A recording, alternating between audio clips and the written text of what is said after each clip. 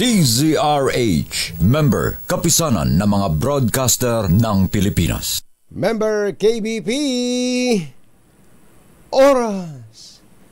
Kapopoy, 3 minuto na makalipas ang ika-6 ng umaga. Humahataw, humahagupit, lumalatay na komentaryo sa Himpapawid. 2 por 2. Walang takot sa paghimay sa masalimuot na isyu ng bayan. 2 por 2. Humahataw na mga balita at impormasyon. 2 por 2. Ating damhin, ating lasapin ang hagupit na 2 por 2.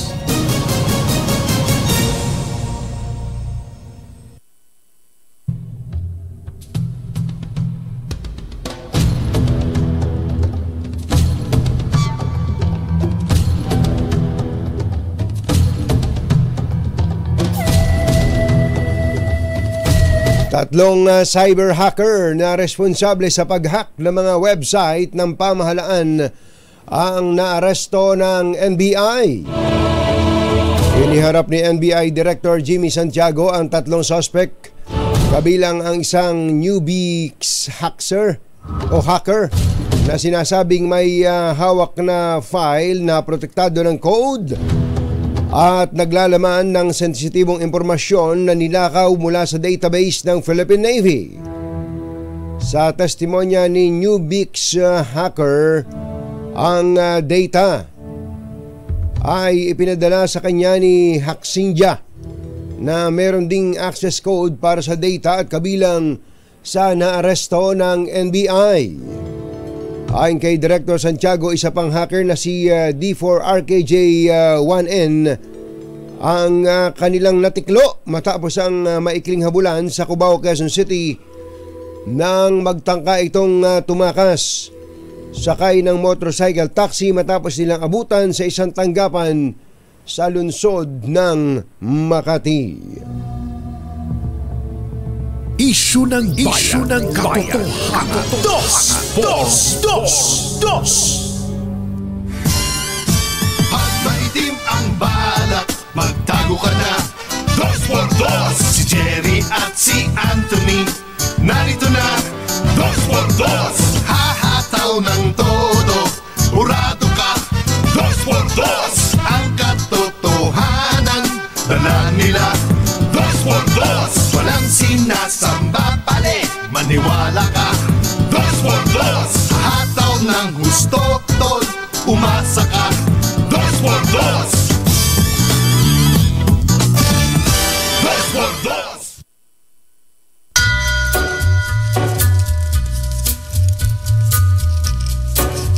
Hi. Take a little walk. Maganda morning. Go across the track. Magandang umaga, bayan! Moves like a bird Ito po si Anthony Taberna. and crack.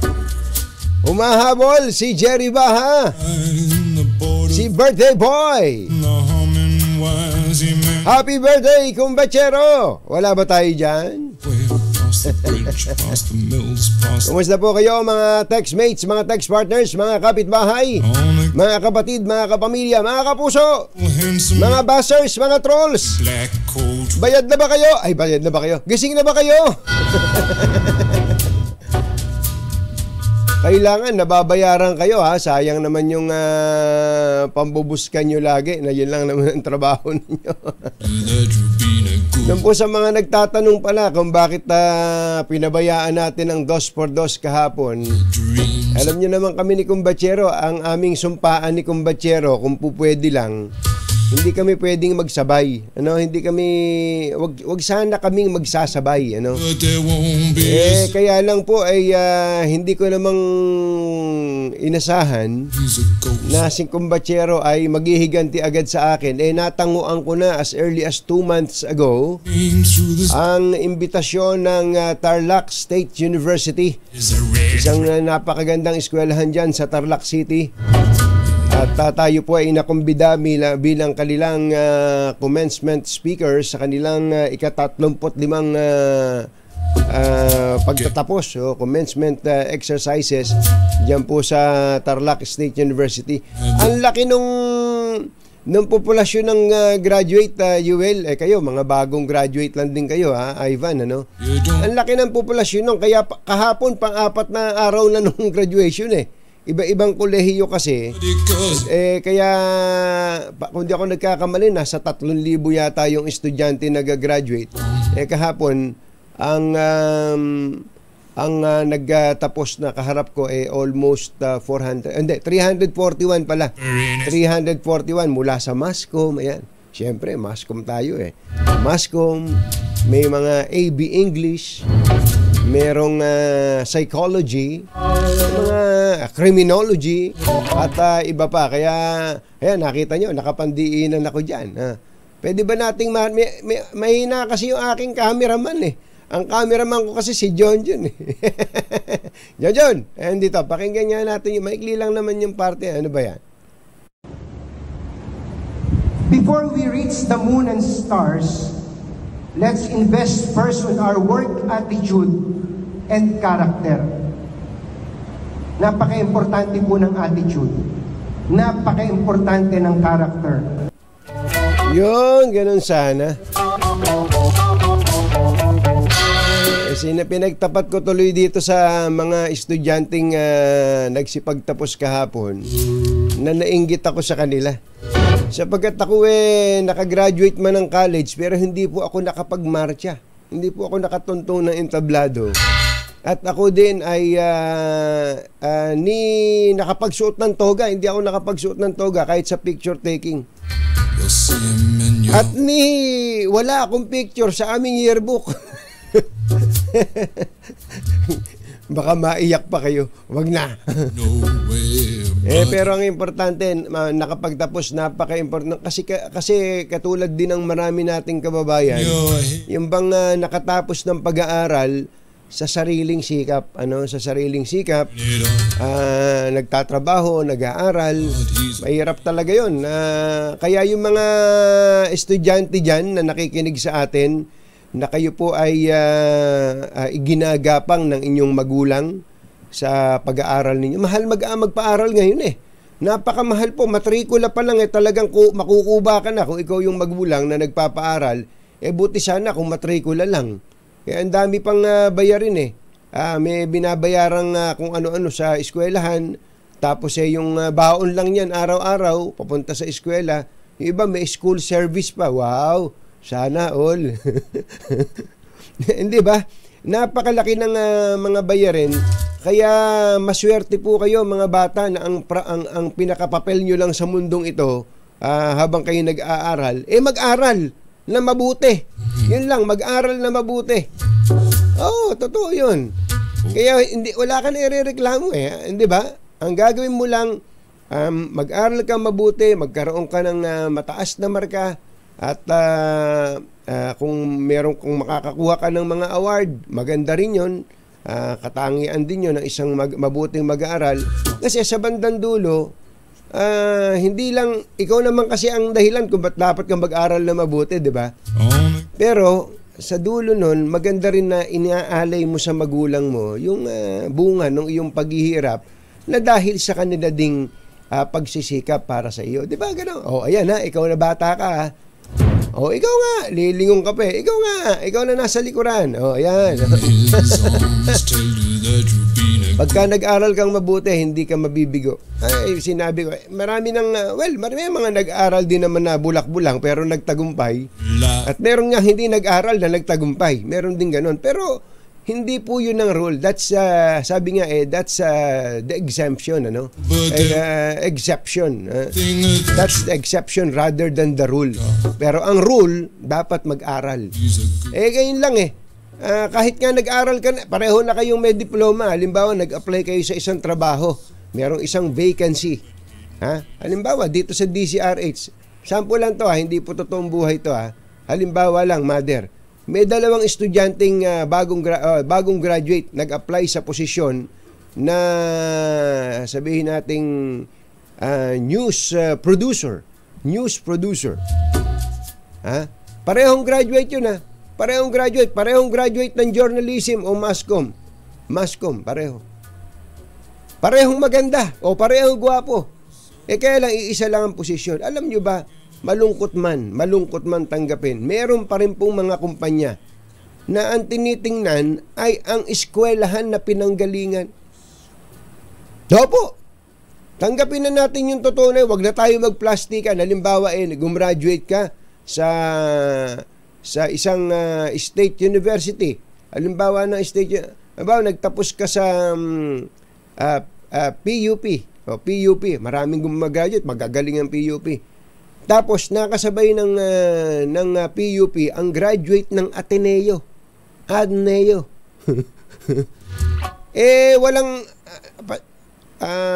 Walang kahirap-hirap yung HR manager Dahil pareho naman ang qualification, pareho din, maganda rin naman pareho ang grade. Walang kahirap-hirap, ano pipiliin? Pipiliin yung Ateneo.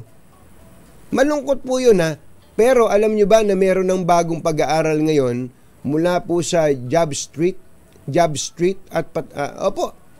sa Job Street, ang sabi daw po ng mga HR managers, pasensya naman sa mga taga-Ateneo Ang sabi po ng isang pag-aaral ng jobstreet.com, ang mga HR managers daw po generally ang number one na pinanggagalingan ng kinukuha nilang empleyado. Tanong nyo kung saan eskwelahan. Tanong nyo muna. Saan? Ayan, tama. Saan? Sa PUP. PUP ngayon ang isa sa mga tinitingnan ng mga HR na eskwelahan na ang estudyanteng galing dyan ay matyaga. Hindi mareklamo, bagamat marami akong kilalang taga-PUP na reklamador. Hindi mareklamo, matyaga sa trabaho, hindi namimili ng trabaho, nagtatagal sa trabaho. Bakit po? Tanong niyo uli kung bakit. Bakit? Sabi niyo, bakit? Bakit? Kasi ang mga estudyante ng PUP, ang karamihan dyan, mahihirap. Hindi lahat baka sabihin niyo, nagdi-discriminate ako. Marami po dyan, kaya nag-aral sa PUP, matatalino pero walang kakayanang mag-aral sa mga mamahaling eskwelahan. At dyan po, bago ka makapasok sa PUP, may examen ka. Mahirap mag-exam sa PUP. May palakasan din, oo. May palakasan din naman. May nakakasingit din ng mga kamag-anak ni ganito, inendorso ni ganito, etc. Pero, maniwala kayo ngayon, marami pong mga kumpanya ang hinahanap na mga estudyante nagtapos sa PUP. Kaya mga taga-PUP, palakpakan nyo mga sarili nyo. Wala ba kayong mga kamay? Woo! Hindi, tingnan nyo, maghahanap kayo ng study na yon. Ito po ay isang magandang pagkakataon para banggitin natin na huwag kayong madi-discourage kung nag-aral kayo sa government school o public school. Sa state universities and colleges, huwag po. Sapagkat sa totoo lang, yung pong galing ng pagtuturo sa mga SUCs, State Universities and College, ay comparable o higit pa kung magkaminsan sa mga eskwelahan na pribadong mamahalin. May lang kasi hindi lang nababanggit sa ano pangalan nung naggagrado sa mga eskwelahan, yung international. Siyempre, laging nababanggit yan. Nangunguna Ateneo, nangunguna ang University of the Philippines, nangunguna ang Lasal, 'di ba? Pero yung aktual na, yung totohanan na, yung totoong buhay na, yung mga batakang katawan, yung mga sanay sa hirap, yung magaling sa multitasking, yung nakikitira sa kamag-anak, yung nakikitira sa squatter, nangungupahan malapit sa PUP, so eskwelahang malapit dun sa paaralan o sa tirahang malapit dun sa paaralan nila, yun ang mga sanay sa hirap. Hindi masyadong, ang tawag dun, resilient. Yun po yung mga resilient. Kaya, huwag kayong madi-discourage. Yung mga parents dyan, ang anak nyo nag-aaral sa SUC. By the way, ang mga SUCs ngayon, kung nakapasok ka sa State University and College, libre matrikula mo, wala kang matrikula. Kaya yung sinasabi nilang mahirap mag-aral, ayoko na pong mag-aral kasi wala pong nagpapaaral sa akin. Bullshit ka. Libre na ngayon ang pag-aaral. Sa totoo lang, sa public school mula elementary hanggang kolehiyo, hindi pa nangyari ito nung nakaraan. Mula elementary hanggang kolehiyo, libre sa public school. Kaya wala na tayong idadahilan sasabihin, pag mahirap ka, wala ka ng oportunidad na unlad. Hindi totoo yun. Nasa tao yun. Gusto mo paiyakan tayo ng kwento eh. Wala ba tayong malungkot na kanyan? Gusto nyo, palungkutan tayo ng kwento eh. Kung gaano kahirap. Nung tayo ay nag-uumpisa, na walang-wala ka. Na lumilipas ang isang araw na hindi ka pa nakakakain. Na pagka meron kayong exam, wala kang papel, manghihingi ka sa kaklase mo, pare, pairam naman ng 1/2 crosswise. Pagkatapos, pagka oras na ng break time, silang lahat diretso sa kantin, ikaw, naiwan ka sa school classroom. Ang minimerienda mo'y kuko mo. Hindi ba? Akala nyo ba? Sila lang ang may karanasan nun. Karanasan din natin yun.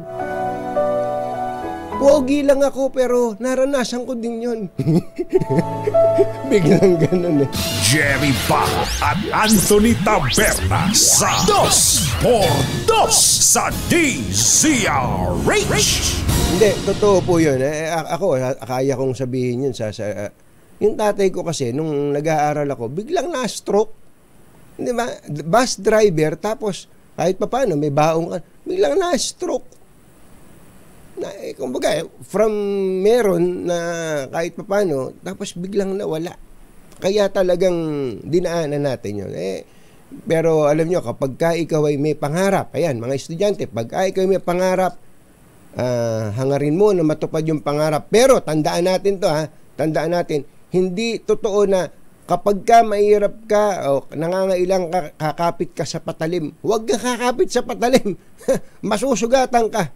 Gumawa ka ng paraan, magsikap ka sa iba't ibang aspeto, larangan ng buhay. Gumawa ka ng paraan, pero ulitin ko yung paraan, i-emphasize ko to, sa marangal na paraan. Sa marangal na paraan. Opo. At kapag nagtatagumpay ka na, sigurado may maninira sa'yo. Oo, sigurado yon. Maniwala ka. May kapitbahay na umaasenso, nako, nagjapayuki siguro yan. Nagtutulak siguro ng droga yan. Smuggler siguro yan. Ba't nagkaroon ng bahay na ganyan? Pagka media, bayaran siguro yan. Bayaran yan. Oo, ganun na yon. Huwag kayong mag-alala. Ganun talaga. Kapag umuunlad ang kapwa, yung isang tao, yung kapwa mo sa paligid mo hindi natutuwa dahil naiinggit sa'yo. Ayos, ha? O, ayos yun, ha? Okay, palakpakan na yung mga masisipag na estudyante. Congratulations! Yung mga parents dyan. Mamaya may makakausap tayo, may kinalaman sa edukasyon. Oras po natin, Achi, ahya, Mr. Jalamtang, Lakyam, Diap, Dihon, 6:22 ng umaga, ACS Balita. Susunod na. Balita! Walang makakaligtas, walang makakalampas. Saan magsulok ng kapuluan, Luzon, Visayas hanggang Kamindanawan. Basta't may balita, ipagwagwagan ng sikat na tagapagbalita. ACS Balita. Kasama ang 2x2 tandem Anthony Taberna at Jerry Baja. ACS Balita.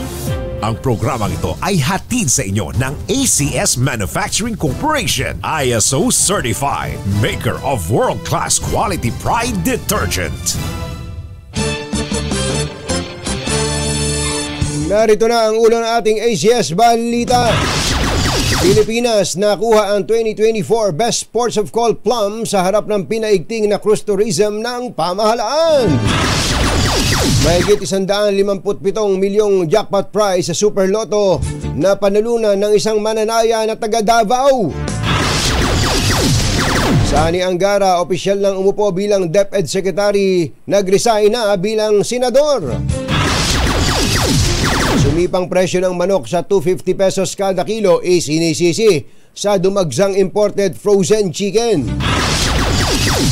Kumadrona, arestado sa pagbebenta ng sanggol sa halagang 25,000 sa Muntinlupa. Halos 80,000 Chinese nationals na nagtatrabaho sa isang pabrika sa Bulacan inaresto dahil sa walang working permit. Magandang umaga Luzon, Visayas at Mindanao. Good morning Philippines. Hello world. Sa pangalan po ni Jerry Baha, ito si Anthony Taberna at ito ang ACS Balita, ACS Good News. Nasungkit ng Pilipinas ang prestihiyosong Best Ports of Call 2024 Award sa 10th Asia Cruise Awards sa Jeju Island, South Korea sa gitna ng pinaigting na kampanya ng pamahalaan sa pagpapalakas ng cruise tourism ng Pilipinas. Tinanggap ng Department of Tourism ang nasabing award sa isang seremonya sa Asia Cruise Forum noong July 10.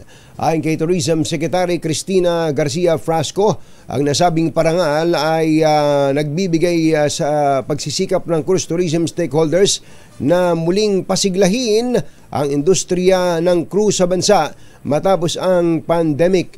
Noong 2023, nakuha ng Pilipinas ang Asia's Best Cruise Destination Award sa World Cruise Awards. Yun, congratulations at sana magtuloy-tuloy ito.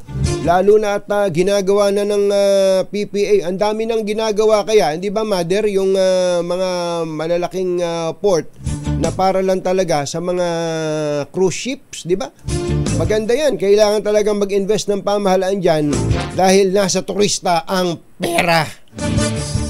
Isang mananaya mula sa Davao del Sur ang naging instant milyonaryo makaraang mapanalunan ang mahigit 157 million pesos na jackpot prize ng Super Lotto 649. Ito'y makaraang mahulaan ng bagong milyonaryo ang winning combination na 41, 33, 31, 24, 37, 49. Hindi ba, Mother, ito yung inaalagaan mo?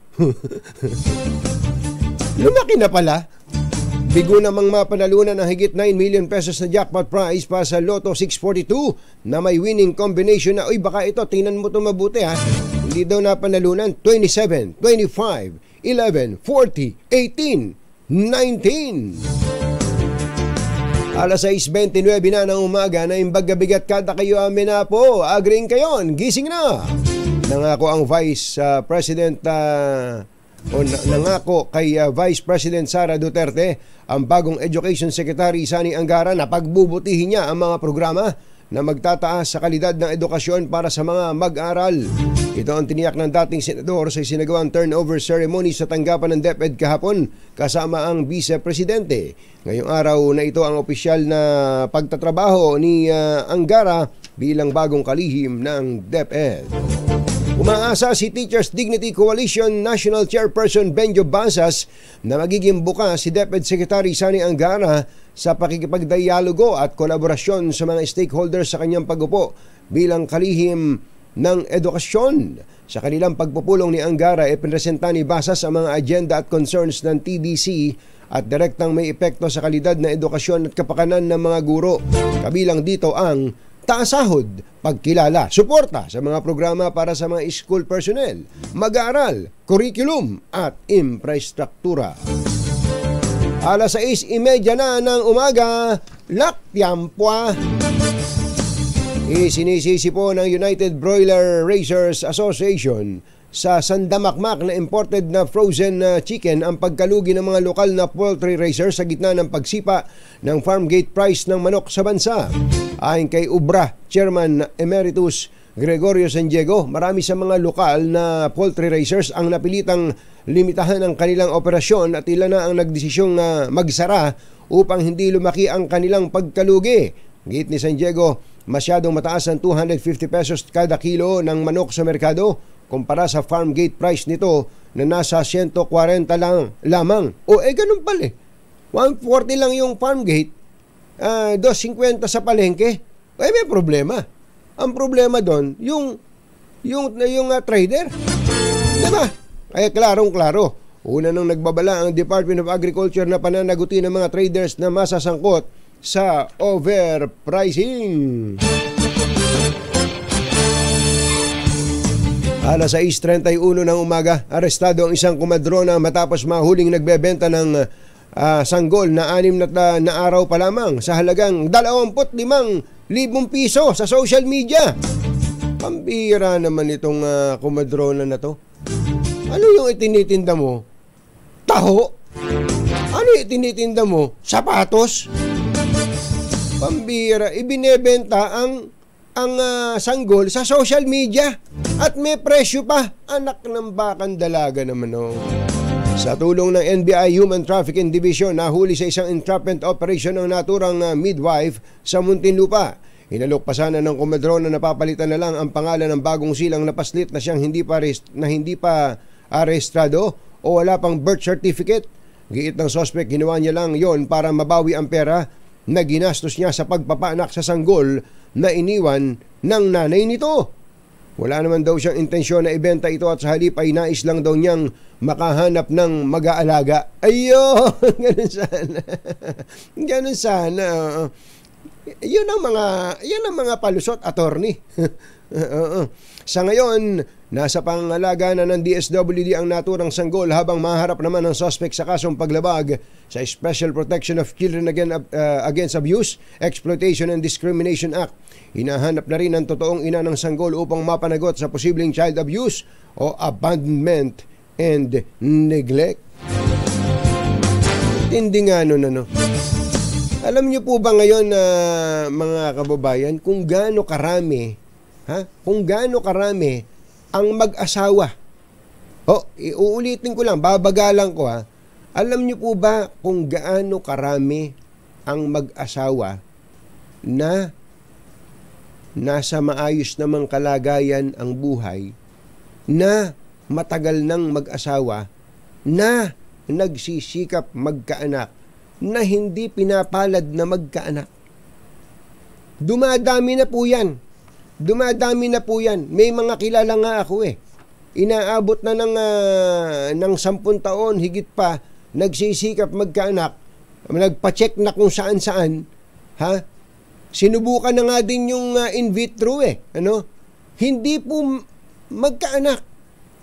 Pero meron tayo mga kababayan na mahakbangan lang, buntis. Pambirang pati talaga naman pagkatapos pagka naman nabuntis, anong gagawin? Iiwanan yung bata kung saan, ipamimigay yung bata, in this case, ibebenta nung kumadrona. Kumadrona ba yun? Totoo bang kumadrona yun? Hindi ba may sinusumpaan ng mga midwives? Hindi siguro totoong kumadrona to. Well, by the way, kaming magkakapatid, halos kaming magkakapatid, hindi naman talaga kumadrona yung nagpanganak sa amin. Sa papag lang kami ipinanganak Oo, yun yung papag na pinanganakan sa amin Ewan ko kung buo pa. Hindi, totoo yun. Kung sino pa yung talagang masasabi nating may kakayanan na mag-anak at magbigay ng magandang buhay dun sa bata, yun pa ang hindi pinapalad. Talaga naman, you can't have it all. Ika nga, talaga. Pero yun namang pinapalad na magkaanak, well, unang-una, dapat naman matuto tayong magplano ng kung di natin kaya, huwag tayong mag-aanak. At saka kung nandyan na, halimbawa, kaiingat mo, ganon, huwag mo namang biyaya yun. Biyaya ng Panginoon ang bata. Ay, nako. Susunod! Kumbatserong Jerry Baha, magpapa-breakfast ba? Abangan yan sa pagbabalik ni Jerry Baha. Hindi, yung mga Chinese, may mga Chinese po na nahuli sa isang pabrika dyan sa San Jose del Monte, Bulacan. Ang bira, nandito na. Talagang nandito na sila. Yan at iba pa sa pagbabalik ng ACS Balita. Alas 6:36. Ang balitang ito ay hatid sa inyo ng balitang makakalampas saan mang sulok ng kapuluan. ACS Balita! ACS Balita! Ang programang ito ay hatid sa inyo ng ACS Manufacturing Corporation, ISO Certified, maker ng world-class quality Pride detergent. Hi! Magandang morning! Anong araw today, kumbachero? Yan, totoo na. Today is Laundry Day Friday! Yoo-hoo!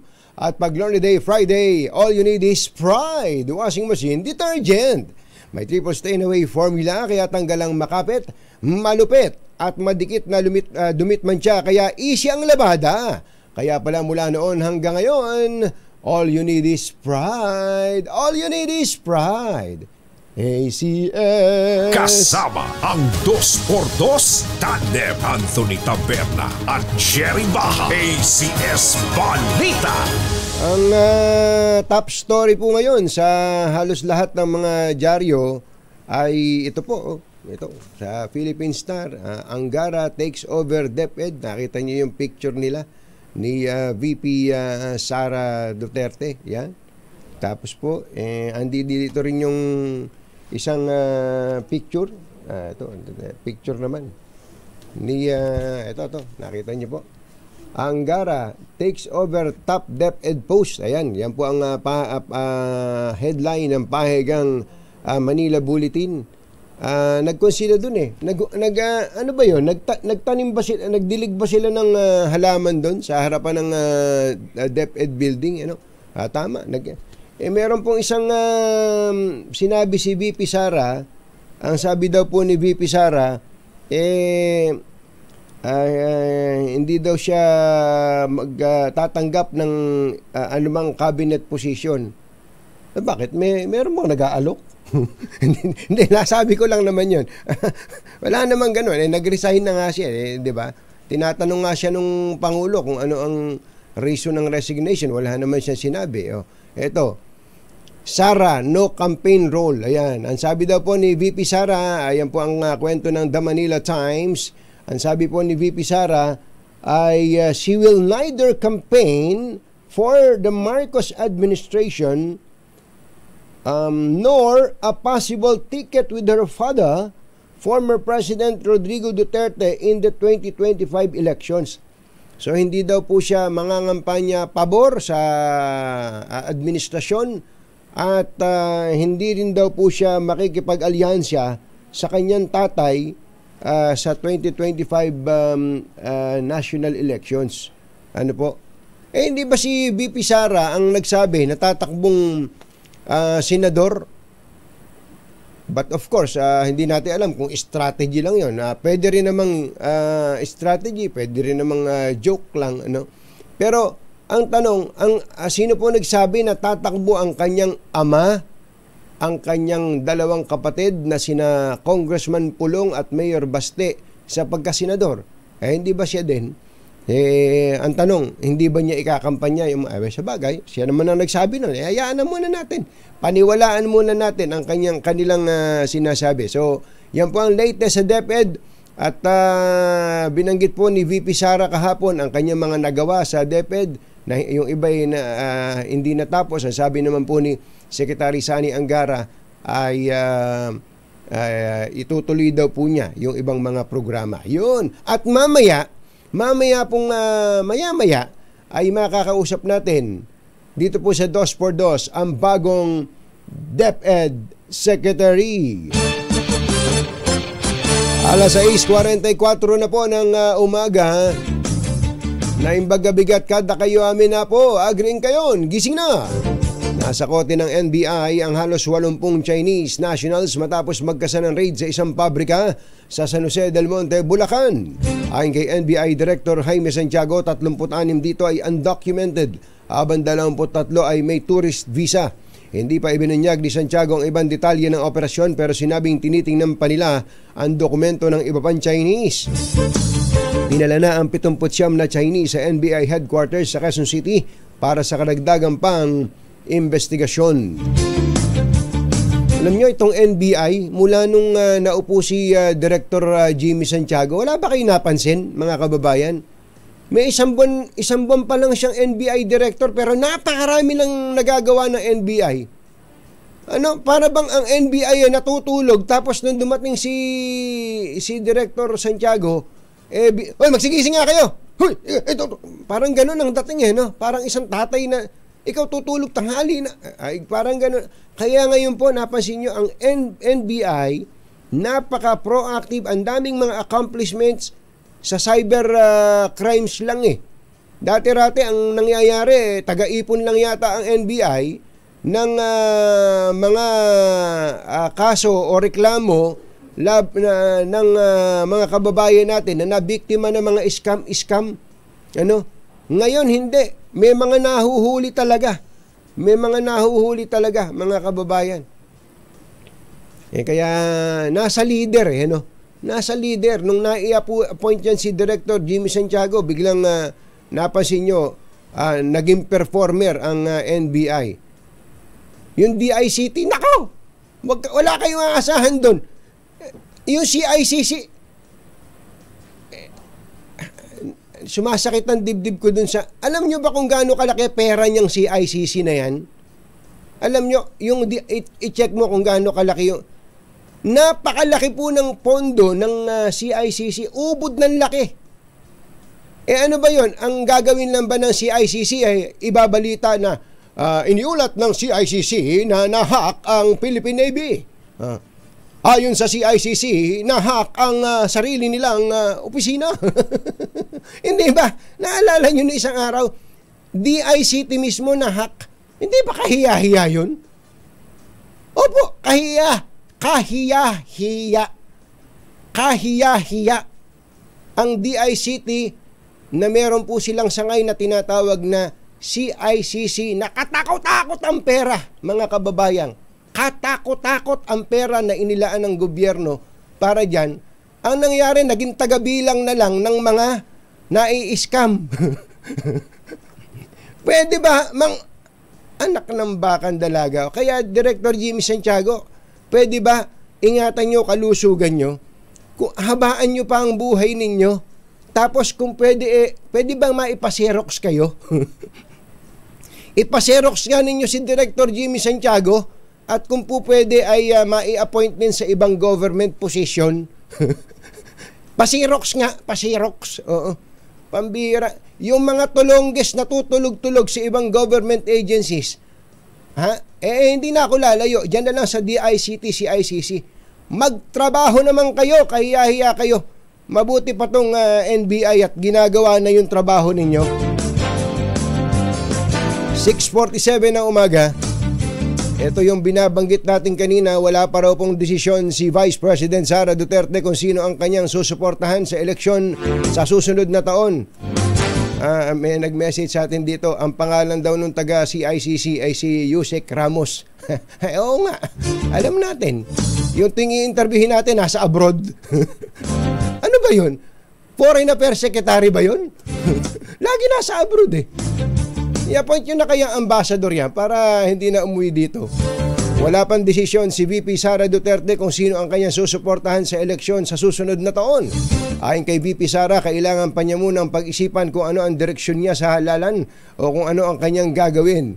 Gayunman, inamin ng Vice Presidente na kapwa hiningi ng Pangulong Marcos at ng kanyang amang si dating Pangulong Rodrigo Duterte ang kanyang suporta sa 2025 midterm elections.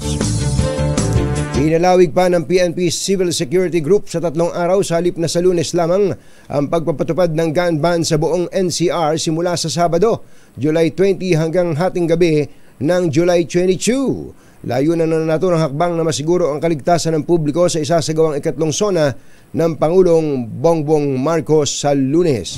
Iklaruhin nga natin na hindi pa kalagitnaan ng termino ng Pangulo. May nababasa kasi ko, hindi pa, 2 taon pa lang siya sa pwesto. Mukhang matagal na. Mukhang matagal na. 2 taon pa lang kasi nung pag-upo niya, so na agad No? So, kailan ba siya naupo? June 30, 22, 23. 2 taon pa lang. 2 taon pa lang. Kayo nagmamadali. Kayo siya nagmamadali. 6:49 ng umaga. naghatid sa kabuuan ng ating ACS Balita. Ito po si Anthony Taberna. Kasama ang 2x2 Tandem Anthony Taberna at Jerry Baha. ACS Balita. Oy, sandali lang, paring Ray. Doon po sa mga nakikinig sa atin ng mga taxi driver, o kung ikaw ay taxi driver, o kung ikaw ay grab driver, o kung ikaw ay angkas driver, joyride, move it, lahat ng klase ng driver, jeepney driver, o kaya pedicab driver. Meron pa ba ditong tuk-tuk? Oo. Pasay. At ang klase ng driver, sweet lover ka man o sour lover, ito, pumunta kayo dito sa harap ng MBC Building, DZRH CCP Complex, at magpadikit na kayo ng sticker. Alam nyo, hindi lang po kayo didikit na ng sticker. Pagka po mainit ang ulo ni Sherwin Alfaro, bibigyan pa kayo lahat. Lahat kayo na mapupunta rito pag mainit ulo nun, kung sinong mauna. Tapos pag kami, halos sunuran kayo, aabutan kayo niya ng limpak-limpak na salapi. Ayun. Ganun kami dito sa DCRH. Kaya number 1 Kaya number 1 ng DCRH dito sa Metro Manila. Oras po natin, 8 minutes o 9 minutes bago ang alas 7 na umaga. Atonying at ka-Jerry Anthony Taberna, Jerry Baha, ang samahang pinatibay na ng panahon. 2x2 2x2.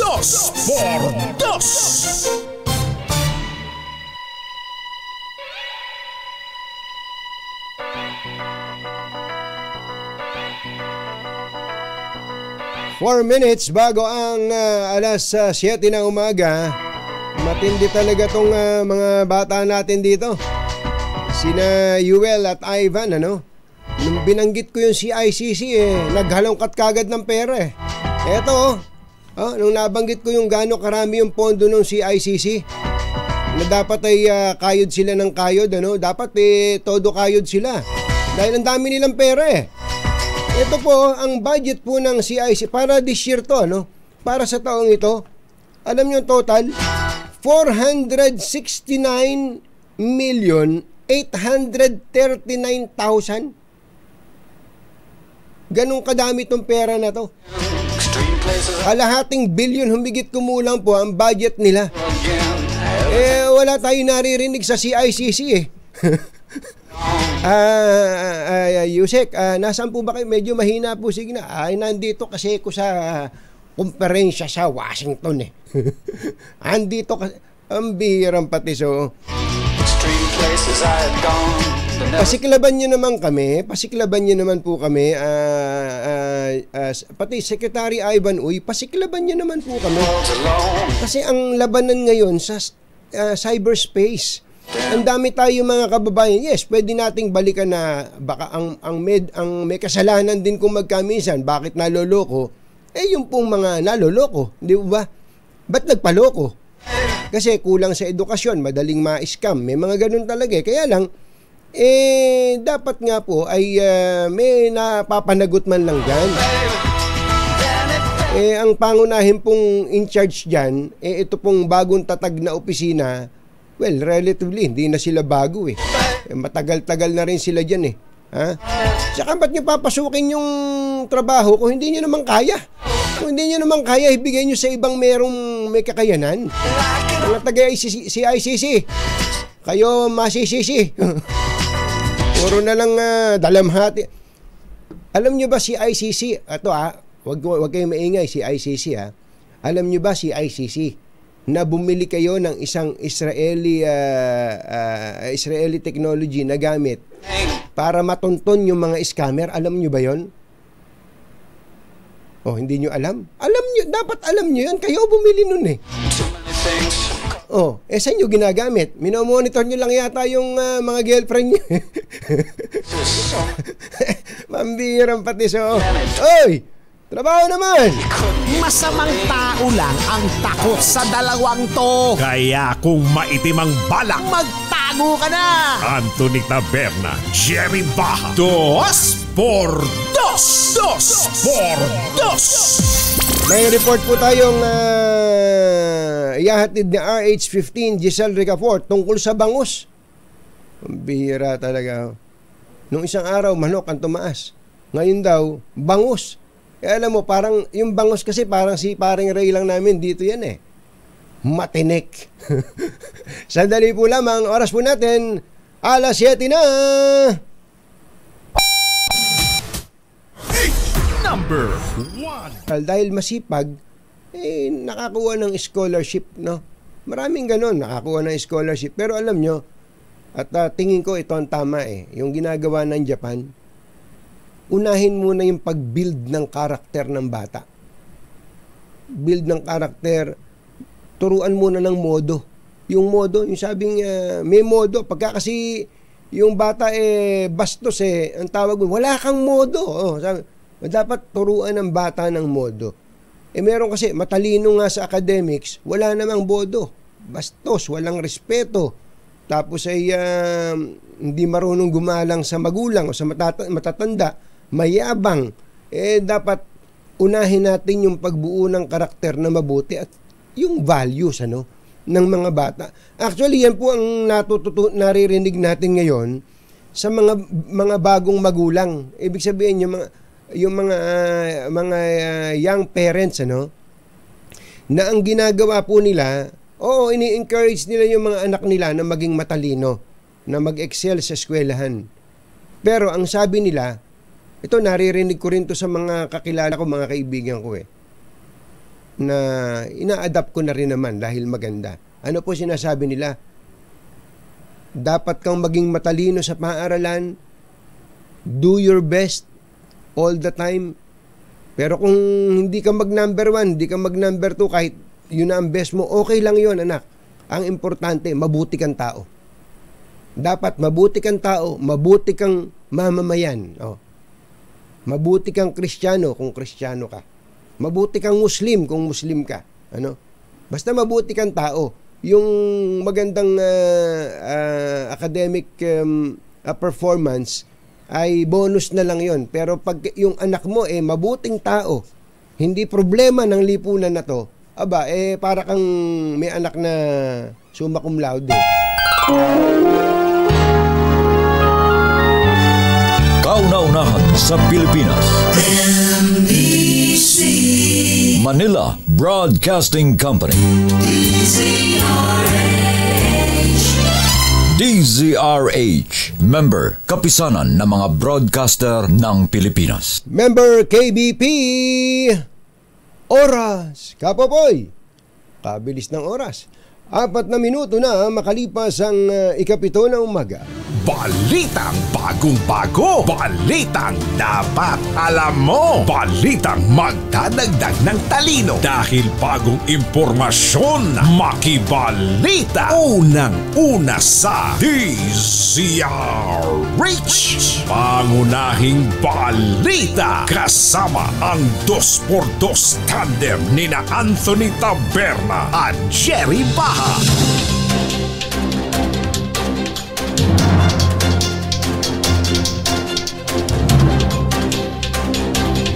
Narito na ang ulo ng ating mga pangunahing balita. First Lady Lisa Marcos inabsuelto ni VP Sara sa DepEd resignation. Sani Angara nagsimula ng manungkulan bilang kalihim ng DepEd. Suspended Mayor Alice Go balik social media. May tanong sa mga senador. Siya na raw ba ang pinakamalaking problema ngayon ng Pilipinas? Top 12 senatorial survey ng Okta Research Group inilabas.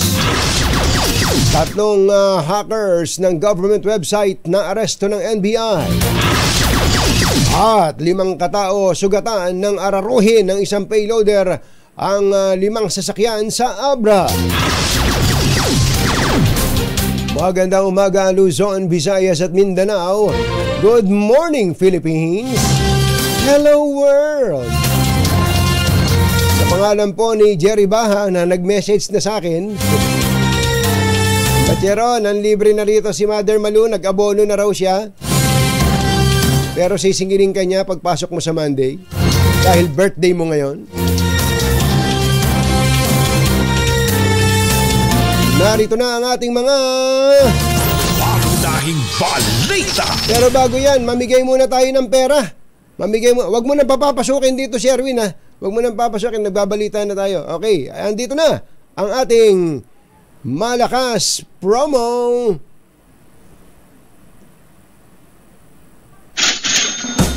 Makinig maigi dahil baka nasa area mo ngayon ang swerte. Pwede ka magpadikit ng DZRH sticker at pwede ka ring manalo ng 1,000 pesos sa DZRH Mas Malakas ang Dikit Stickering Promo.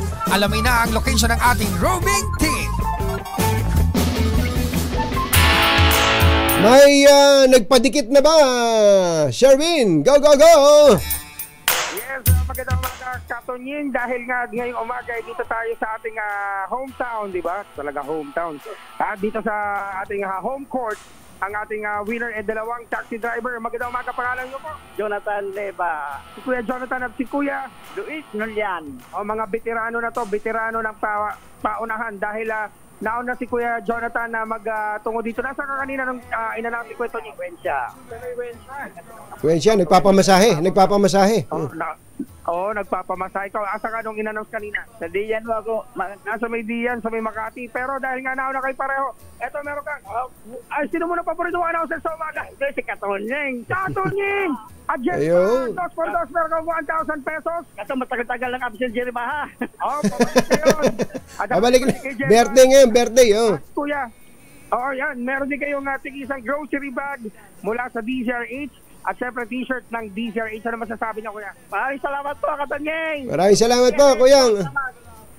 Maraming salamat po, Katonyeng. At syempre maraming salamat din. Parang malungkot si Luis, ah. Parang malungkot si Luis.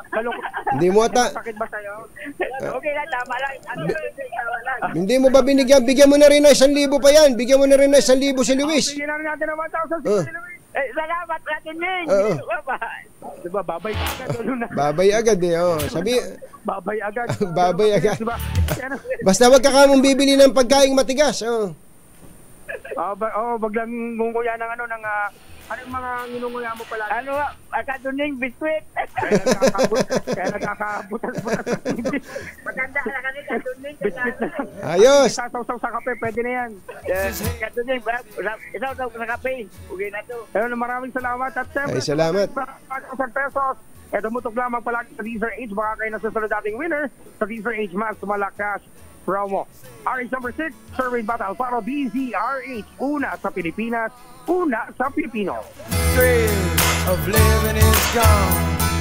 Thank you, Sherwin. Anthony Taberna at Jerry Baha. DZRH. Pangunahing balita.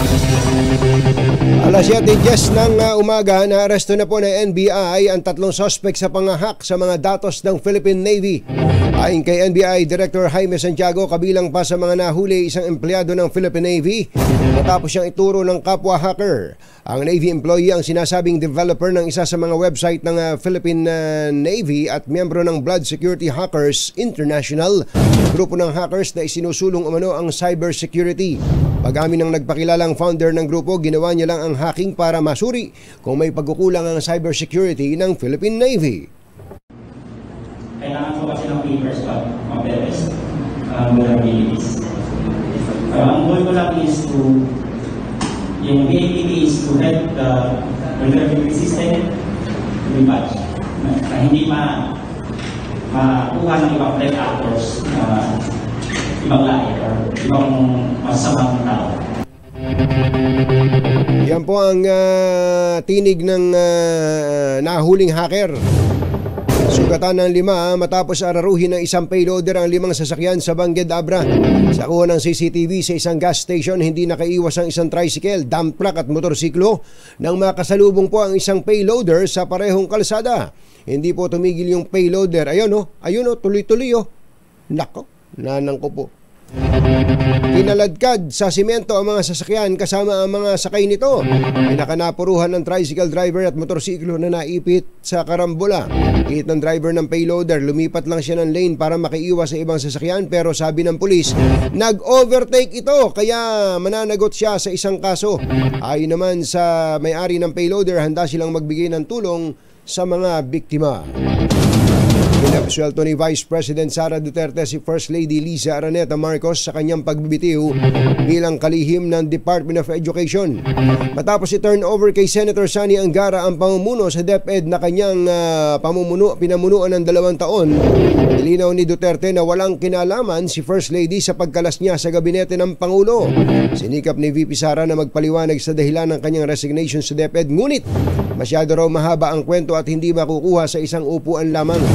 Inamin ng Vice Presidente na nanghihinayang siya na hindi natapos sa mga programa at proyekto sa DepEd at mabigat ang kanyang loob na lisanin ito.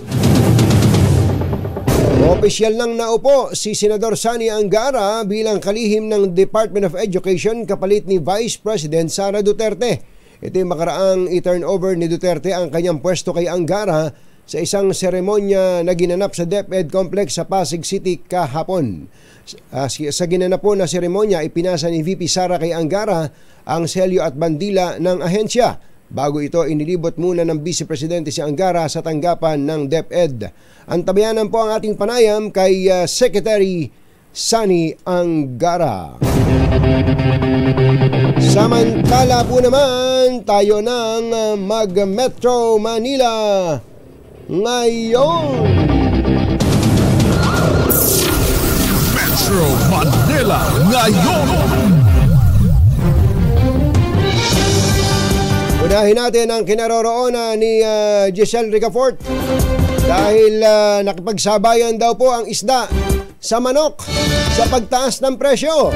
Saan yan? RH15 Giselle Ricafort. Come in, Giselle.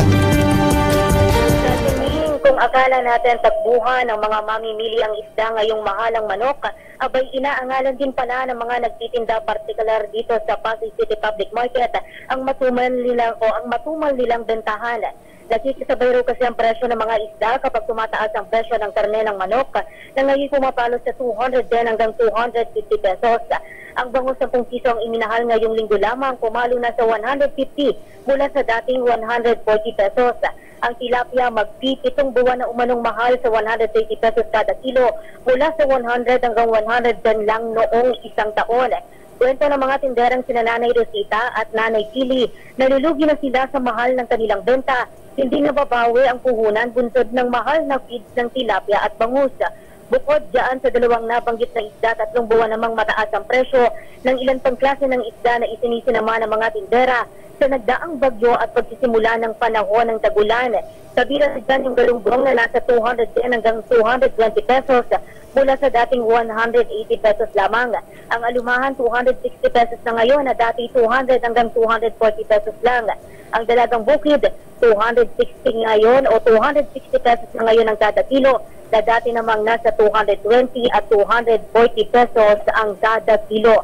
Ito si Giselle Ricafort para sa DZRH, una sa Pilipinas, una sa Pilipino. Maraming salamat RH15 Giselle Ricafort. RH5 Al Gonzales ay may mga kapiling.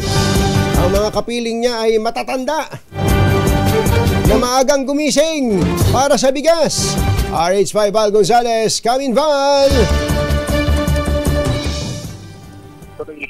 Anthony, alas 5 pa lamang ng madaling araw kanina lang magsimulang magdatingan at pumila rito sa tanggapan ng Department of Agriculture, Bureau of Animal Industry. Itong ating mga kababayan na pinangungunahan ng mga senior citizen dito sa 29 pesos program o itong 29 pesos na presyo ng kada kilo ng bigas. Yung iba yung mga residente o karamihan sa mga residente ay ang mga nakapila ay mga residente ng Quezon City, habang yung iba naman ay meron tayong nakausap galing pa ng San Mateo Rizal na pumipila ngayon dito sa tanggapan ng DA. Tigli 5 kilo ang maring bilhin ng mga residente at mayroong kabuang 50 sako ng bigas na tigli 50 kilo kada sako ang ibibenta ngayong umaga. Ang suma total, nasa 500 mga kababayan natin ang maring makabili ng 29 pesos na presyo ng kada kilo ng bigas ngayong umaga. At bukod doon sa murang presyo ng bigas, meron ding mabibili na napakaraming mga gulay na galing sa Central Luzon, particular na dyan sa Nueva Ecija, lalawigan ng Tarlac at Nueva Vizcaya, na mabibili ngayon katulad ng kamatis na kung sa mga palengke ay mabibili ng 200 pisong kada kilo, dito ay nasa 170 pesos lamang o mas mura ng 30 pesos. Kaya ng sitwasyon na Anthony, mula rito sa tanggapan ng PAI o Bureau of Animal Industry dito sa Quezon City. Para sa kauna-unahan sa Pilipinas, DZRH, back to you, Anthony. Metro Manila ngayon. Mga nangunguna at mga bagong balita sa DZRH. Pangunahing balita. Ako ba ang pinakamalaking problema ngayon ng Pilipinas? Yan po ang tanong ni suspended Bamban Mayor Alice Guo nang muli nitong buhayin ng kanyang Facebook account kaugnay ng patuloy na paghanap sa kanya para humarap sa pagdinig ng Senado. Pinusyon ng alkalde ang panggigigil sa kanya na maimbestigahan ni na Senador Win Gatchalian at Risa Ontiveros sa halip na tutukan ng mga ito ang mas mahalagang issue ng bansa. Nangihinayang din naman daw siya na hindi nakadalo sa mga nagdaang pagdinig pero priority daw muna niya ang sariling kalusugan at peace of mind. Handa naman daw siyang harapin ang mga ibinabato sa kanya basta't magkakaroon ng patas na paglilitis. Sa huli-muling itinanggi ni Go ang pag-uugnay sa kanya sa iligal na gawain ng Pogo, pati na ang death threats kay Senator Gatchalian at iginiit na sumusunod naman siya sa batas. Susunod! Ang tabayanan, bagong kalihim ng DepEd. Sunny Angara. Sandali po lamang, oras po natin, 7:18 ng umaga. Ang oras ay hatid sa inyo ng Tingnan mo nga naman. Uy, sa mga nakikinig at nanonood po sa atin, katulad din ba kayo ng ibang mga kababayan natin na parang takot magbangko? Yung ba inilalagay pa rin ang pera sa wallet o sa bahay? Baka nai-intimidate pa kayo sa bangko mga kumbatsero baka iniisip nyo pang mayaman lang yung bangko. Pero isang malaking misconception po yan. Lahat po ay welcome sa bangko kasi pinagkakatiwala natin ang pera natin sa kanila. Tapos syempre, may benepisyo rin na makukuha in return. Huwag po kayong matatakot pumunta sa bangko kasi sa BDO, laging may nakaantabay na Customer Relations Officer o Assistant para sa ating transactions sakaling hindi nyo alam ang gagawin, especially dun sa mga first-timer. Kahit dun po sa paggamit ng digital services o yung machines, tuturuan din po nila kayo. Subukan nyo po at pag ando na kayo sa BDO, tiyak magiging komportable kayo sa tulong ng mga BDO frontliners. Mga nangunguna at mga bagong balita sa DZRH. Pangunahing balita. Alas 7:25 na po ng umaga. Kausapin natin ang bagong DepEd Secretary, Sunny Angara. Secretary, magandang morning. Si Katunying po ito.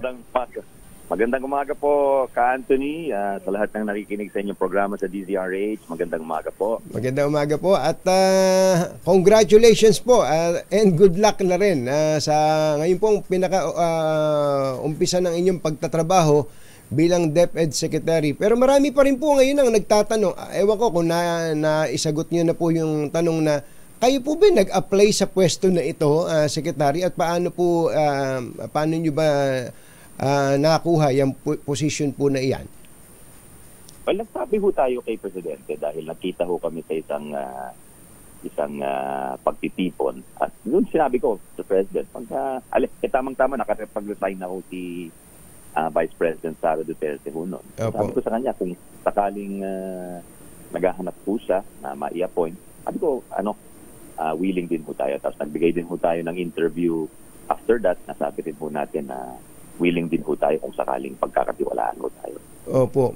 Ang announcement po ay ginawa ng weekend, parang weekend. Kailan po kayo kinausap ng Pangulo para po i-alok po itong posisyon na to officially? Natatandaan niyo pa po? Hindi ko na maalala yung Opo, update. opo. Early July or late Late June. Late yun, June. Opo. Anthony. Mm-mm.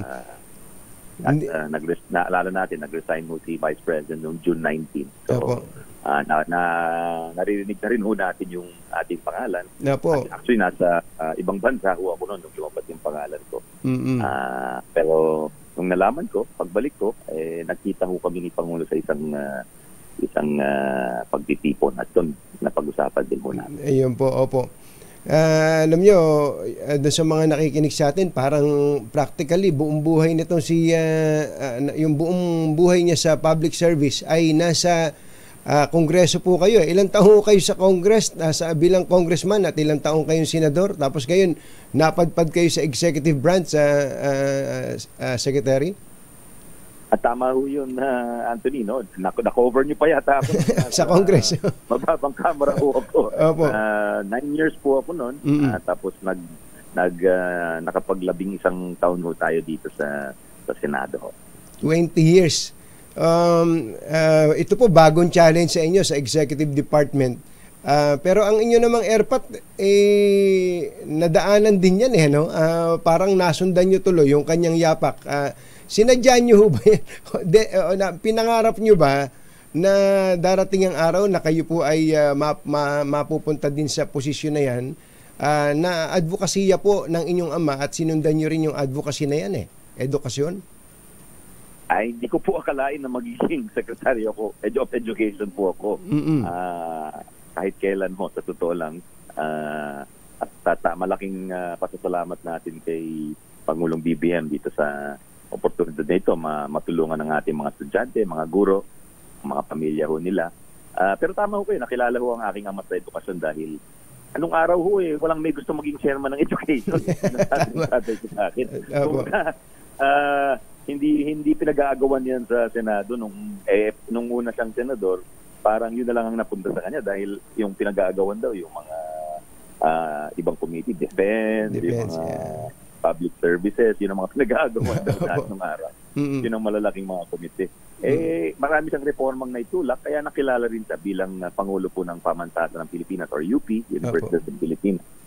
So, yun, yung mga reforma na yun, nakilala rin siya. So, kami din, sinundan namin yung ginawa niya dahil ginawa niya yung batas para sa libreng high school, ginawa naman natin yung batas sa libreng kolehiyo, yung libreng kindergarten. So, parang kahit di natin sinasadya na gawin talaga yung sumunod sa kanya, parang dahil sa tinuro na rin siguro niya sa akin, ang sabi niya sa akin, dapat bubuksan mo yung mga pintuan para sa ating mga kababayan na puspalad, dapat bigyan sila ng oportunidad. Ano pa bang mas mabisak kundi sa edukasyon na ka-Anthony? Totoo po yun. Alam niyo, sa maraming bagay, lagi na edukasyon ang pundasyon Kanina nga binabanggit ko po, Secretary, maraming kababayan tayo na naloloko ng mga scam dahil nga siguro sa kakulangan din sa edukasyon, halimbawa tungkol po sa technology. Okay, puntahan po natin yung nabanggit nyo kanina. Hindi naman gusto ng mga senador yung Committee on Education kasi matrabaho yan mabigat na trabaho po ang edukasyon. Ngayon po, kung di ako nagkakamali, 1 million yata empleyado ng DepEd ang teaching personnel, tama po ba? 900,000, 100,000 yun naman yung non-teaching personnel. Napakalaki po nito, Secretary. Ano uunahin nyo sa dami din po ng problema ng ating sektor na edukasyon?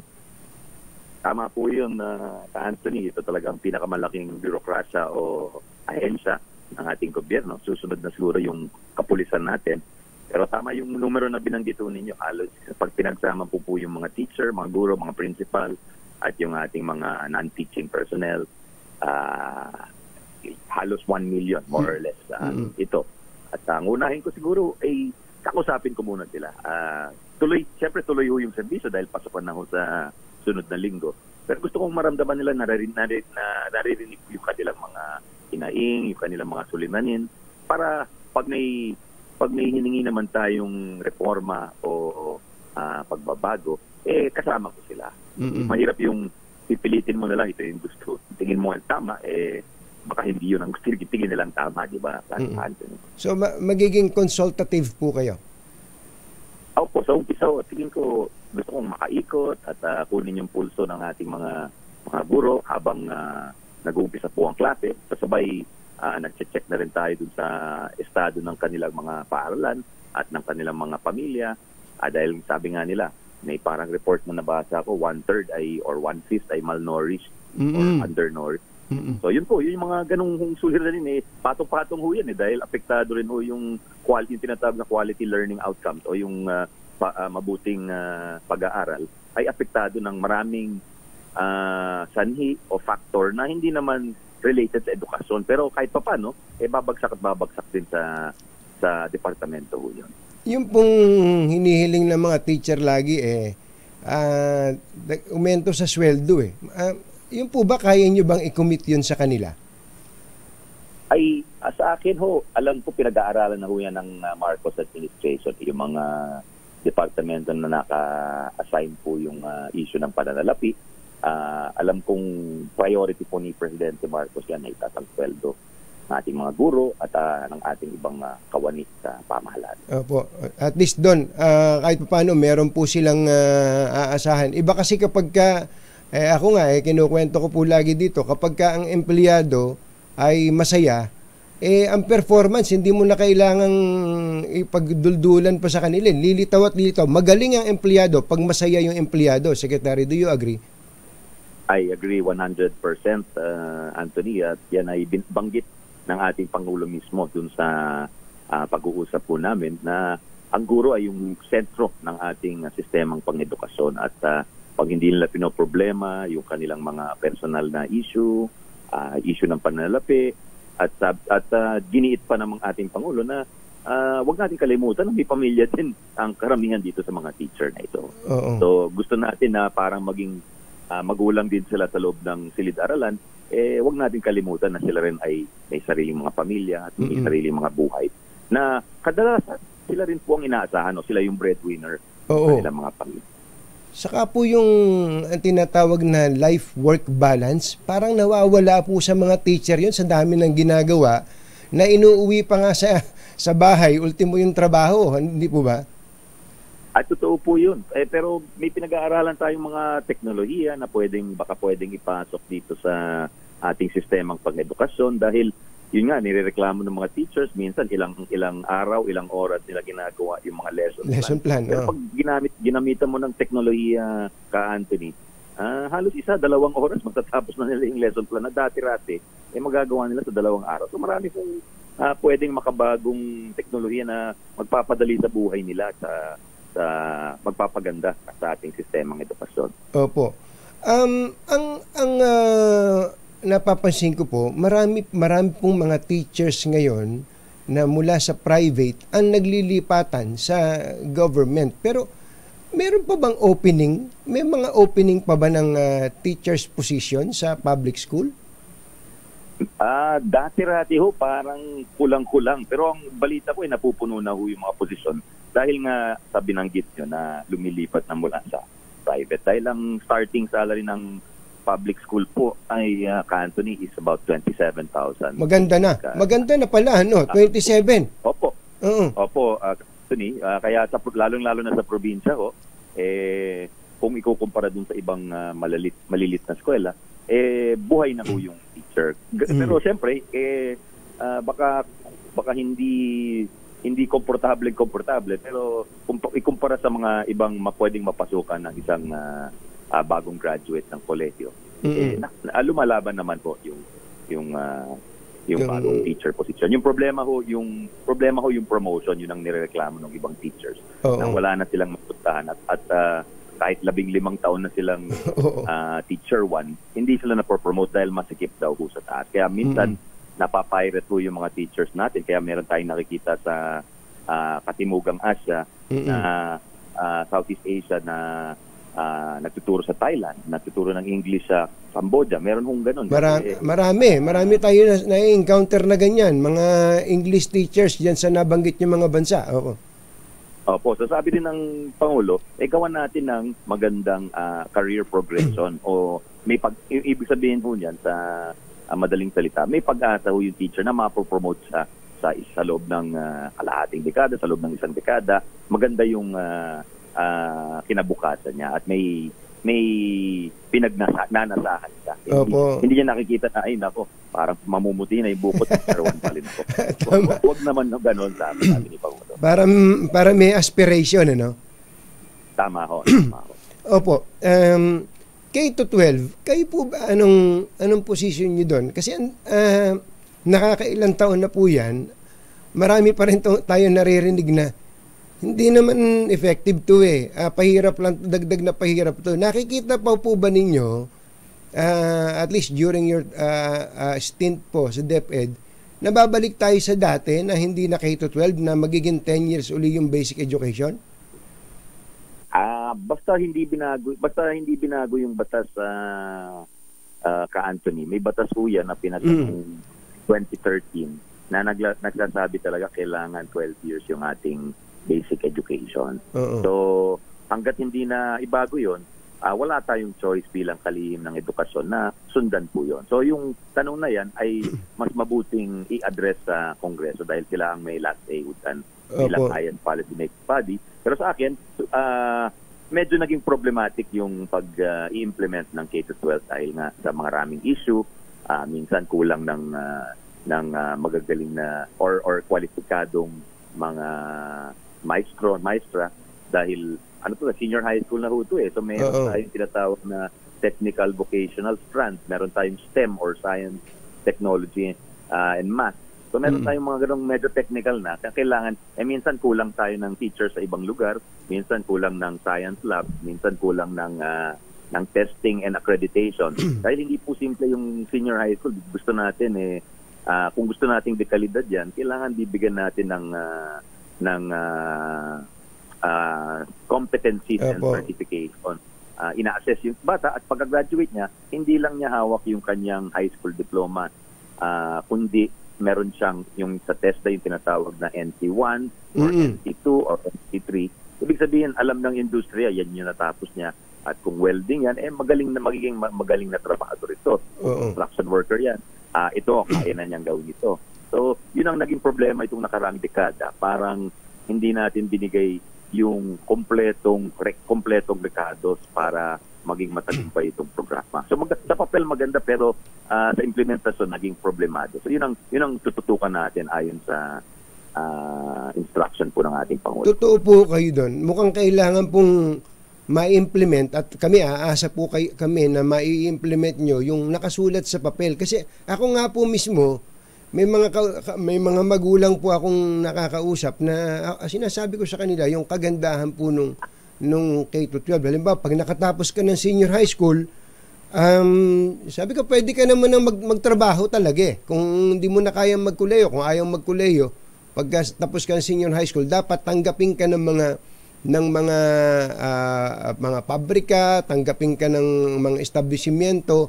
Pero may butas pa ho doon yata, Secretary. Kaya nadi-discourage yung mga magulang na ganahang suportahan ito dahil napatapos nila ng senior high school yung anak nila kahit ang laki na ng gastos nila, hindi pa rin tinatanggap ng mga kumpanya yung mga high school graduate lamang, Secretary. Ayun nga, balik tayo dun sa sinabi ko namin, hindi rin nila alam ano yung kwalifikasyon nung graduate dahil hindi natin dinagdagan ng certification dun sa technical work na ginawa nila. Yes. So, yun ang isang aspeto nun. Yung pangalawang aspeto, yung binanggit nyo rin po, na minsan kailangan din ayusin yung hiring policies natin dahil nakabase yan sa nakaraan.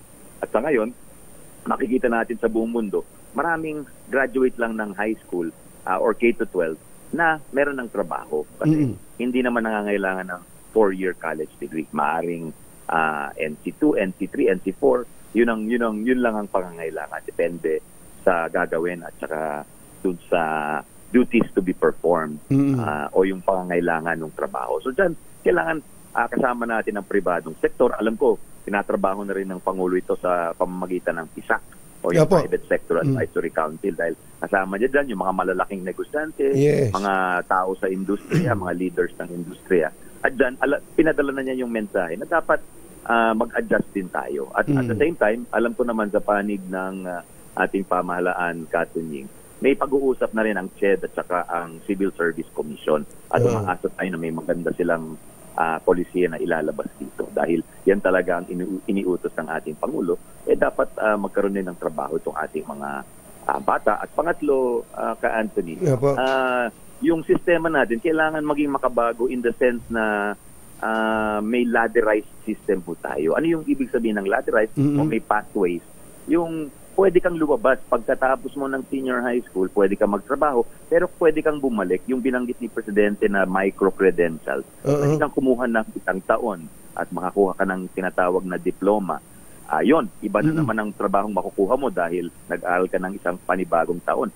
Tataas ang kita mo. So pwede ka na naman magtrabaho pagkatapos nun at eventually makukuha mo yung 4-year college degree mo. Pero hindi mo kailangan nung pangkaraniwang paraan na 4 years or 5 years engineering or so. Pero yung iba 7 years, 8 years, nakita natin sa ibang bansa yan, Ka-Anthony. Pero nagtatrabaho sila at kahit may pamilya sila. So yung sistemang ganun na ay akmang-akma sa Pilipinas na tinatawag ho sa atin, sachet economy. Bakit sachet? Kasi tingi-tingi ho tayo eh.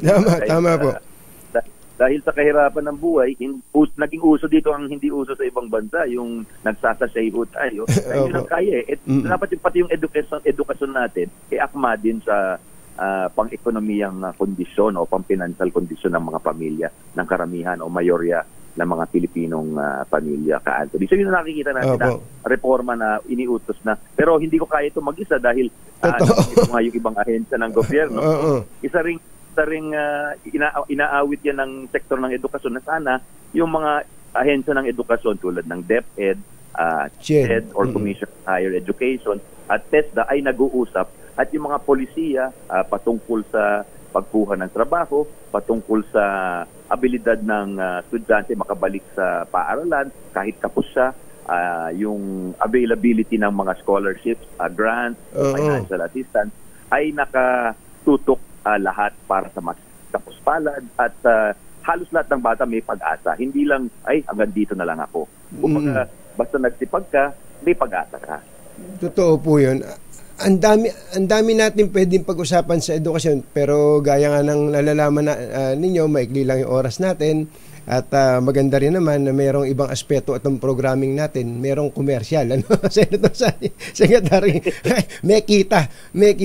Anyway, pero maganda yung commercial nyo. Actually kasi, tinuturuan nyo din ng publiko. Napakinggan ko yung wag matakot sa bangko. Totoo po yan dahil marami pa rin natatakot na sa bangko. Hindi po ba? Talagang opo. Mas maganda nga nasa bangko dahil yan, may insurance po yan. Kahit mawala mo yung ATM card mo, insured po yung deposito nyo up to 500,000 yung kagandaan. Tama po. Paglupin ng pera sa bangko. Yun po ang doon man lang makatulong tayo sa pag-educate, pag-inform sa ating mga kababayan. May 3 bagay na maikli na lang po na i-request. Ang coverage po ninyo, Secretary, lahat ng sulok ng Pilipinas sabi ko, naisip ko nga, meron pa bang barangay dito sa Pilipinas na walang eskwelahan? Parang siguro yung kasulok-sulukan na lang pero lahat ng barangay sa Pilipinas ay may teacher, may eskwelahan dapat.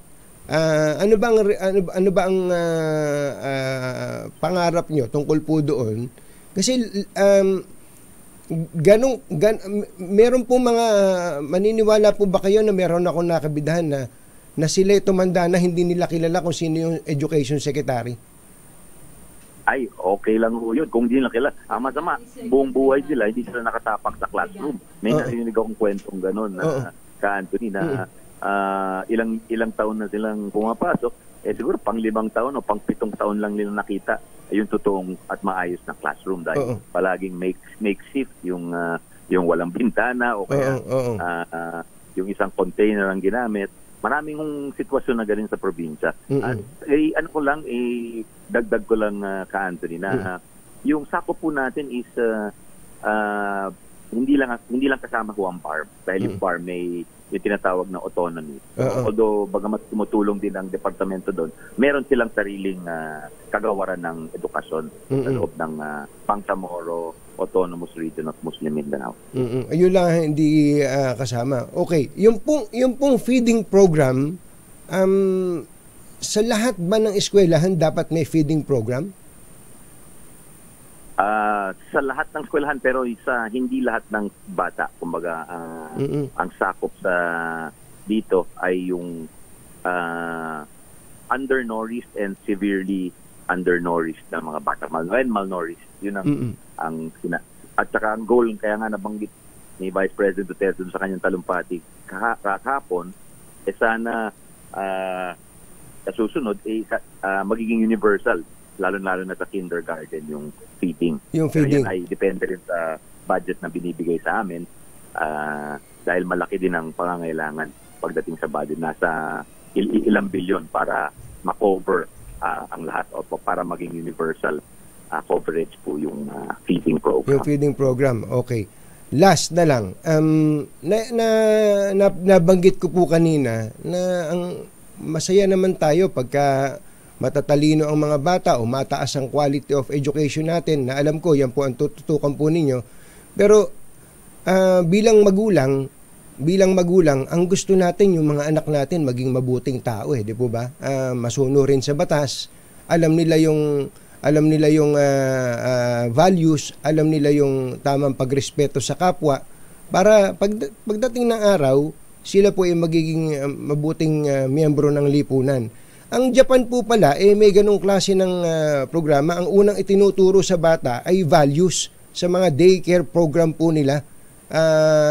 Pwede ba nating ibalik yon? Yung GMRC muna ang itanim sa isip, damdamin ng bata, kasunod nun ang pagtuturo sa kanila ng academics?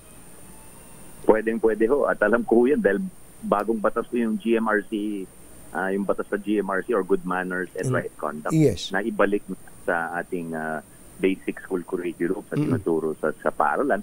At tama ho kayo, dapat habang bata pa ho, dahil na-discover rin ho natin na hindi lang importante yung IQ o yung intellectual o yung nilalaman ng utak, kundi ano yung EQ, yung tinatawag nilang emotional quotient. Yun ang isang predictor o nagsasabi magiging matagumpay ang isang tao o ang isang organisasyon o ang isang bansa kung mataas ang kanilang emotional quotient. At yan po yung sinasabi ninyo, yung hindi lang pasolo-solo, kundi hindi sarili lang ang iniisip, kundi yung collective, yung komunidad, yung kanyang klase, paano mag-cooperate sa kanyang mga kasama, paano maging maginoo, masunurin. Yan yung mga soft skills na tinatawag. At tama, palagi tama yung binanggit yung approach sa Japan na talagang yan ang inuuna. Kaya nakita natin, pag tayo sa Japan, di ba, napakaayos ng kanyang lipunan. Kahit ang laki ng populasyon nila, pumipila sila, walang sumisingit. Yes, nakakaingit. Disiplina, no? Kahit iwanan natin yung bata natin, yung mga anak natin sa kalsada, hindi tayo takot na mawawala sila. So, kung basic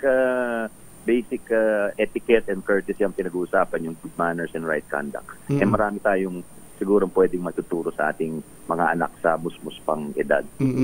Yung po ang asahan po namin, Secretary, na magiging priority po ninyo, yung mabuting asal sa ating pong mga estudyante, lalo pa nga pagka maliliit pa, at makakalakihan nila yun yung kabutihang asal. Secretary, may brigada eskwela pala kayo. Tayo, may brigada eskwela. May pupuntahan ba kayong brigada eskwela? Meron ho. Ina-arrange na lang po yung eskwelahan. Dahil ang gusto namin, iba naman yung puntahan namin dito. Dahil sabi nila, yung mga malalaki, parang yun ang natutulungan ng lahat. Pero tayo ng mga hindi napapansin ba? So, ang pupuntahin nyo, yung hindi masyado napapansin. Nabigay na sa malalaking eskwelahan lahat no? Yung maliliit naman, yung laging hindi napapansin. Secretary. Yun daw, pabalik-balik daw ang mga donor sa mga malalaking eskwelahan dahil yun ang sikat So, sabi nung ibang taga-DepEd, iba naman ang puntahan. Opo. May phone-in question pala dito. May limang official ng DepEd na nag-resign kasama ni VP Sara. May kapalit na po ba kayo para tuloy-tuloy ang trabaho ng DepEd, hindi mapipilayan? Ay, opo. May mga kinausap po kami at siguro antayin natin yung announcement kapag kasi pag ang ginagawa pala diyan, magbibigay ka ng pangalan sa Malacanang, kanilang skin nung presidential management staff dahil kiniscreen nila yung appointees at tinitignan yung mga background at kung nararapat silang ma-appoint. So nagre-recommend po kami. May ni-recommend kaming iilan po. Pero siguro hindi pa tamang panahon para sabihin yung mga pangalan. Hihintayin po namin yung announcement. Again, Secretary Sani Angara, maraming salamat po sa pagkakataon at congratulations at pagka po may kailangan kayong i-anunsyo sa ating mga kababayan, andito po ang DZRH, makakatulong po ninyo. Thank you so much. Magandang umaga po. Maraming salamat ka, Anthony, sa oras na binigay niyo po sa amin. Salamat po. Thank you so much. Mga nangunguna at mga bagong balita sa DZRH. Pangunahing balita. Ang balitang ito ay hatid sa inyo ng Flash Report!